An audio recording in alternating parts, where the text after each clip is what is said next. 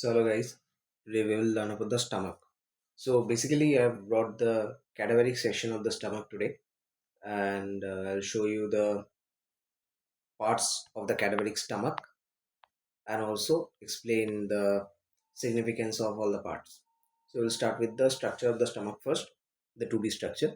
So here we can see that the stomach fundus is here, so stomach body and the stomach pylorus. So basically there are three parts of the stomach: fundus, body and the pylorus.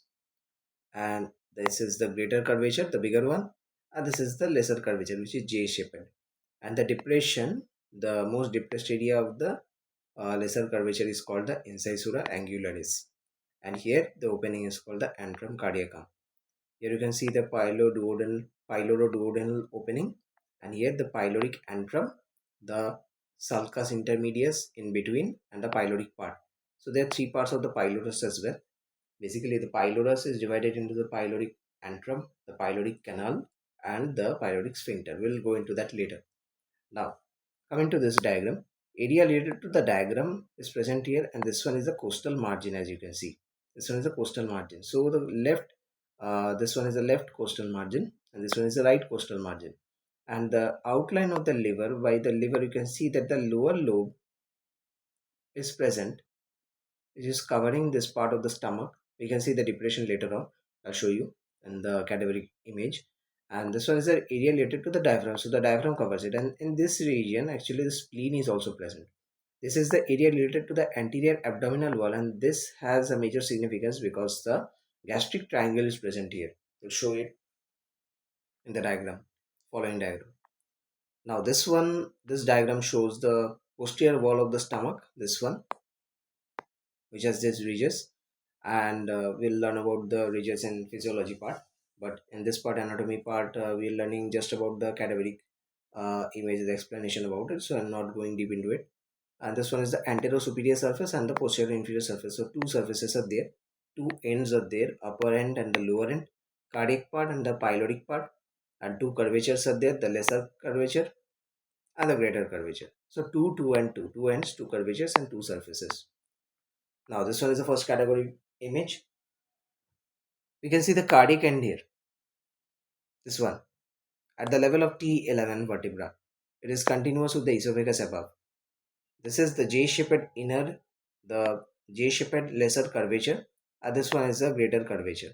So we have got the pyloric end here, which is continuous with the first part of the duodenum and lies at the lower border of the L1 vertebra. So you can see this is the antero-superior. Let me just check. Yes, antero-superior surface. So the antero-superior surface has these parts: the cardiac end, the pyloric end, and here we have the body. And the before this line, which is drawn from the cardiac end to the greater curvature, this part is the fundus. And if you draw a vertical line from the this incisura angle, then we will get the straight line to the greater curvature. Then this part will be the pylorus, and it is divided into the pyloric antrum, the cavity and the sphincter, and this one is the body of the stomach. Now going to the next part, there is a clinical application. In case of esophageal obstruction, a tube is instructed through the gastric triangle to feed the patient, and this operation is called as gastrostomy. So now this part of the stomach has connections, as association of the spleen. The spleen is present above this part of the stomach. This part of the stomach has a depression. As you can see, the lower lobe of liver is actually present here, above it. Above this part, the lower lobe of liver is present here, and also in this part we have the gastric vessels, as I will show you later. And this one, the diaphragm, this part is associated with the diaphragm and the costal margins, and this one is the gastric triangle. So below the stomach, at the point of the anastomosis of the gastroepic artery, so here we have the lower lobe of the liver, here we have the transverse colon, here we have the gastric triangle. Now we'll go into the anastomosis part actually next, that's why I stopped there. because the anastomosis we have to explain in one particular image. Here we have the gastric triangle and the diaphragm, the lower lobe of the liver. So in this diagram, I will not be able to explain it. We have a clean diagram. We'll go into it later. Now, this one has the fundus. This part I have highlighted it. The yellow part is the body of the stomach, and this blue part is called the pyloric part. As I told you, three parts are there. So the cardiac end has a physiological sphincter, but the pyloric end has an anatomical sphincter which can be felt as a nodule. If you hold it by hand, you will feel it like a nodule, and it only stays open, and it stays open during empty stomach. It closes when the stomach is closed. I mean, the stomach is full. I'm sorry. So fundus, this stomach fundus is usually filled with air, 50 ml. You can see the cardiac end to the greater curvature. We have the above this line. If you draw a line, straight line, horizontal line from the cardiac end to the greater curvature. So the part above the line, part of stomach above the line will be the fundus. Now here in the middle we have the body of the stomach. Here we have the incisura angularis, and then we have the pyloric part, as I told you earlier. You can see the ligaments here associated with the stomach. The gastrosplenic ligament in this part,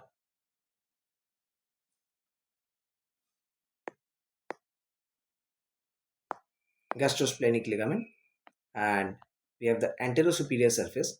The entire surface is covered by the peritoneum, as we know that the abdomen is covered by a fascia called the peritoneum. Now rest of the curvature gives attachment to the greater omentum. The greater omentum and lesser omentum, these are parts, and from there the anastomosis are attached as well. I'll show it in the next diagram. This one you can see the gastrophrenic ligament. It is present at the cardiac end, and it goes till the diaphragm.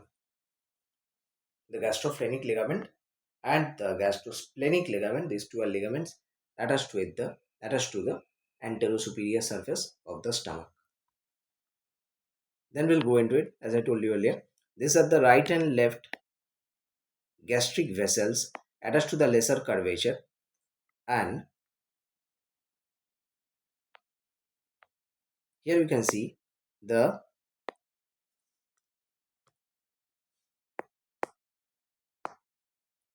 gastroepiploic artery. The gastroepiploic artery, right and left branches, which are attached to the greater curvature. So the greater omentum is present and the lesser omentum is present here. And now we'll go into the anatomical position. If we need to hold the stomach in anatomical position, then we have to place the cardiac end in vertical direction so as to ensure it is continuous with the esophagus above. And if we hold the cardiac end in vertical direction, by default the rest of the stomach will follow. So we don't need to worry about that. We just need to hold the cardiac end in vertical direction just above, vertical direction going above, because we know that it's continuous with the esophagus above. And here we can see the vessels, the right and left gastroepiploic artery attached to the greater curvature through the greater omentum, and here the lesser omentum, the lesser curvature, and the gastric right and left gastric vessels, as you can see. Next we'll go into the differences between the lesser curvature and the greater curvature. The lesser curvature, as you can see, it is more fixed, while this one is more superficial. So the lesser curvature is more fixed. So we need to remember one, and the antagonistic we can understand. So it will be the opposite. Now this one is J-shaped. This is an extra fact that the lesser curvature is actually J-shaped, as I showed you in the diagram. And this is the right border. So of course the lesser curvature is on the right side compared to the greater curvature.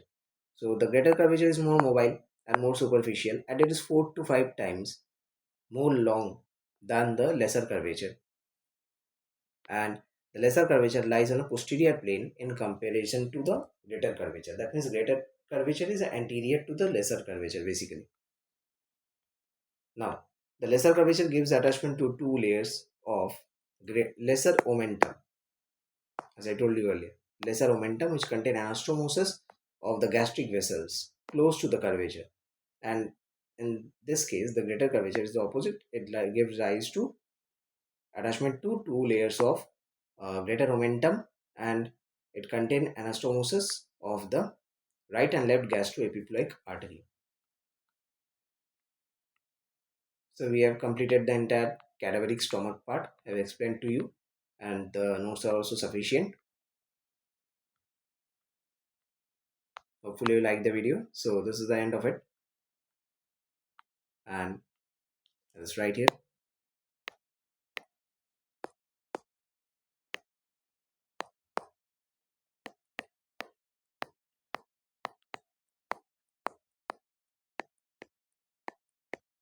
Keep studying, and all the very best. Bye bye.